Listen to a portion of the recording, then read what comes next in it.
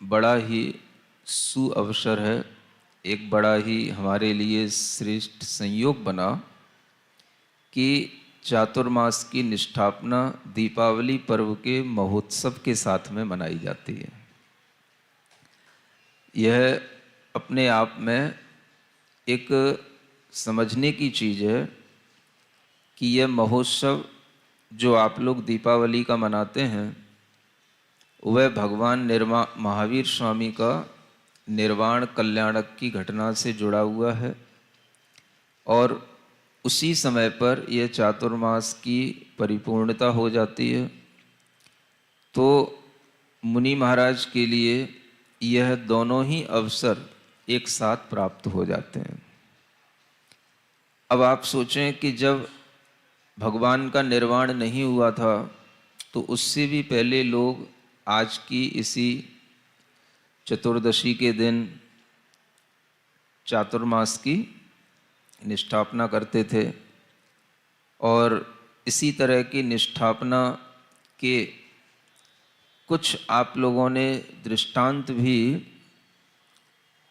ग्रंथों में, पौराणिक ग्रंथों में पढ़े ही होंगे, है ना। एक सुकमाल मुनि महाराज का नाम आता है, सुना है? कैसे बने थे मुनि महाराज? आप लोग स्थापना करते हैं बड़े बड़े कलशों के माध्यम से और निष्ठापना करते हैं उन कलशों के ले जाने के माध्यम से, अपने अपने घर में कलशा रखने के माध्यम से। लेकिन स्थापना और निष्ठापना की यह प्रक्रिया जो प्राचीन समय से चली आ रही है, वह प्रक्रिया हमें धीरे धीरे समझ में आनी चाहिए। और जब आप वह सुकमाल मुनि महाराज की जीवन चरित्र को देखेंगे तो उन्हें जो वैराग्य हुआ, वो वैराग्य किससे हुआ जानते हो? किससे हुआ? एक मुनि महाराज ने चातुर्मास की स्थापना उन्हीं के घर के आसपास जो गार्डन था उसमें की थी और वह पूरे चातुर्मास पर वहाँ पर स्थापित रही स्थापना, और वो भी वहीं पर स्थापित रहे।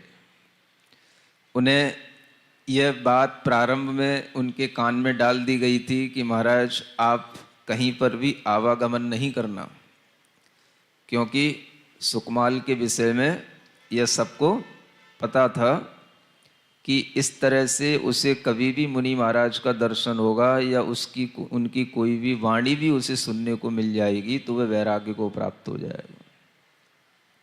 सुन रहे हो?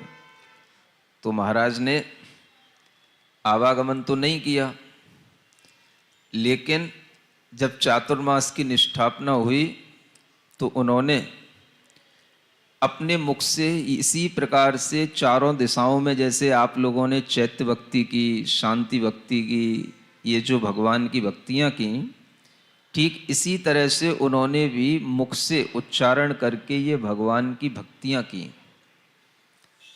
सुन रहे हो ना? आप लोगों के लिए भी इस बात का सौभाग्य होना चाहिए कि हम वो भक्तियां पढ़ रहे हैं जो चातुर्मास की निष्ठापना में ऐसे प्राचीन काल से ये भक्तियां पढ़ते हुए आचार्य मुनि महाराज आ रहे हैं। और वो भक्तियां पढ़ करके आपने निष्ठापना की।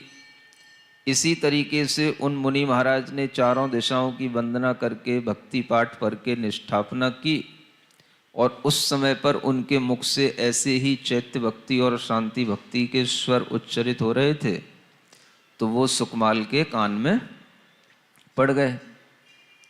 सुन रहे हो ना? और उसको सुन करके वो उनके पास तक पहुंचने के लिए बेताब होने लगा। बेताब जानते हो? फिल्म तो देखी होगी। अच्छा, तो वो बेताब होने लगा, है ना। मतलब अब वो तो घर के अंदर बंद था, उसे तो कहीं घर से बाहर निकलने का कोई मौका ही नहीं था। तो आप ये सोचो कि इन भक्तियों के स्वर उसके कान में पड़ने से उसे मुनि महाराज के दर्शन की इच्छा हुई। हाँ? आपको मुनि महाराज के सामने बैठ कर के भक्तियां पढ़ने का सौभाग्य मिला और वो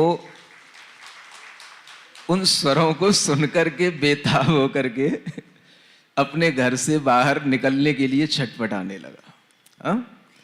तब उसने अपनी पत्नियों की साड़ियों के, है ना, बांध बांध करके रस्सी बना करके, और वो ऊपर से उतर करके नीचे तक आकर के हाथ छलनी छलनी हो गए, और कहाँ दौड़ा? मुनि महाराज के लिए दर्शन के लिए दौड़ा। सुन रहे हो? इसे कहते हैं बेताब होना। हाँ? इसे कहते हैं छटपटाहट। इसे कहते हैं, मतलब कि भीतर से उसके अंदर ऐसा क्या आ गया जो उसे मुनि महाराज कहाँ बोल रहे हैं, कहाँ से आवाज आ रही है, उसे दर्शन करने का भाव आ गया। और बस वहां जाकर के गया, तो जाकर के मुनि महाराज के दर्शन किए, तो बस हम उन्हीं के हो गए। सुन रहे हो? तो मैं कहना ये चाह रहा हूं, इससे दो बातें समझनी कि एक तो चातुर्मास की भक्तियों की यह परंपरा प्राचीन परंपरा है, इससे सभी को जुड़ना चाहिए।